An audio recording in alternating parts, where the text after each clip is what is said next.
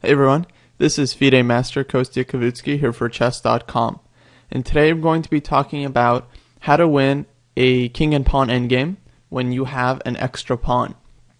So take a look at the board now, and this position is pretty simple, but it's also sort of the basic foundation as to how to win an endgame where only kings are left on the board and you have an extra pawn. So here white has an outside passed pawn, which is going to be really good for the winning plan. The winning plan is to simply run this pawn up the board and use it as a decoy to distract the black king from defending the pawns here. So while the king is over on the queen side dealing with your passed pawn, your king is going to run up the board and win these vulnerable kingside pawns. After that, you'll use your 3 extra pawns to make 3 queens and checkmate. So let's look at a really simple sample variation so you can see how that would go. So let's just say king here and here. It's really good to centralize your king before doing anything else. King activity is one of the most important things in king and pawn endgames, so it's good to just start with that. Now black has to make a move. Let's say he does nothing. He just sort of keeps his king in the center. Now we just start running our pawn up the board. And unless black wants us to queen, he's going to have to bring his king over this way to deal with the pawn. Now we get our king closer to the 3 pawns here, right? So if black plays here, attacking our pawn, now our king gets in, and we're going to win these pawns easily, and we will win the game. So let's say black just makes a waiting move. Well, we have pawns too, so we can also wait. Now if black pushes this pawn, then our king can come in through the f6 square, and if he just waits with his king, then we can continue making waiting moves with this pawn, and we can bring all of our pawns closer to queening, and once we're ready, we can just shove this pawn up the board, let black take it, and meanwhile come in with our king and win the game.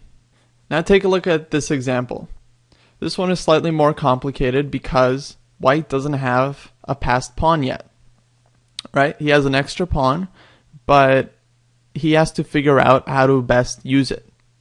I think the best move here for white, if he wants to win the game, is to play h3. What this does is this move supports g4, which will trade these pawns on the king side and leave white with a passed pawn.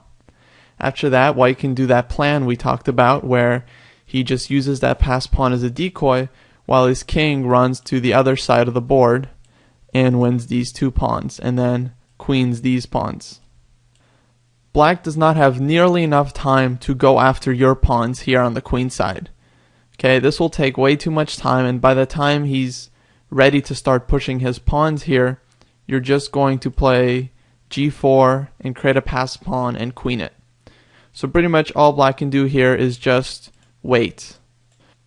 Now white plays g4, threatening to take on h5, so black has to take, then we'll take, and if black doesn't take your pawn, we'll just make a passed pawn this way, and then again bring our king to the queen side and win all of his pawns.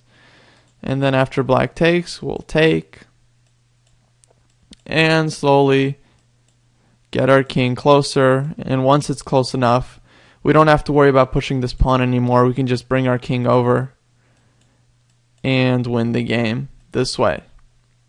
There's no way black will ever be able to save his pawns when our king is so much closer than his. Now take a look at this next example. White again has an extra pawn, but this time he can't do anything with it. Whenever white tries to play b4, black will just take it, and then his king will easily guard against the c-pawn.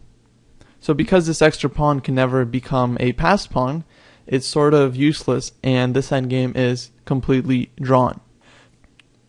So a couple of good things to remember about king and pawn endgames is that if you can really easily create a passed pawn, then a lot of the times the win will be really simple. You just use your extra pawn to distract the enemy king, and then activate your king and take all of the other pawns.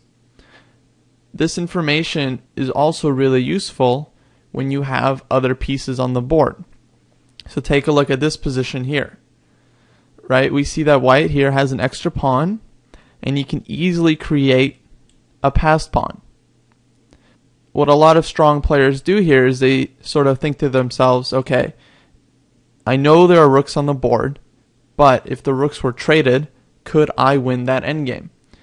And they'll evaluate quickly that they can create a passed pawn and their king will come in and take all these other pawns, and they'll know that the king and pawn endgame is winning. Therefore, it's a good idea for them to trade rooks, right?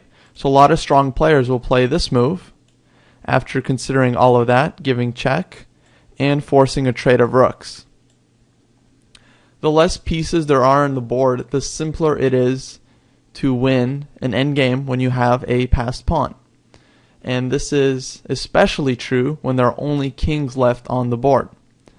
So knowing that, you can decide to trade pieces favorably and set yourself up for a great endgame with an extra pawn where you have fantastic winning chances. If you're defending an endgame, you're trying to make a draw and you're down a pawn, then this lesson is also really good for you because you know that you should try to not trade pieces. The more pieces you can keep on the board, the more complicated it is, and the less chances your opponent will have of using his extra pawn to win the game. So with that, I wish you the best of luck in your endgames, and hopefully you can develop some really great endgame technique. Thanks a lot for listening, and I'll see you around on Chess.com.